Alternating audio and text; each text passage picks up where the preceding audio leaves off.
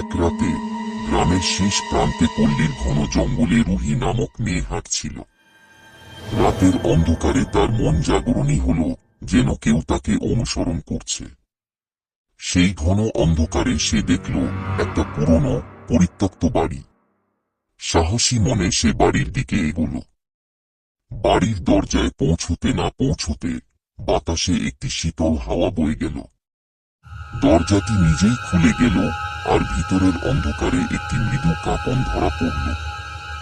রুহি ঘরে ঢুকে দেখল দেয়ালের ওপর ছায়ার নাচন।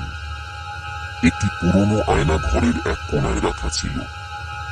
আয়নাটির মধ্যে দেখতে পাওয়া গেল একটি মেয়ের চেহারা, কিন্তু তার মুখ বিভৎস।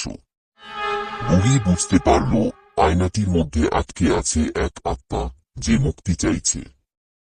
হঠাৎ আয়নার সামনে গিয়ে রুহি চিৎকার করে উঠল, তুমি কে?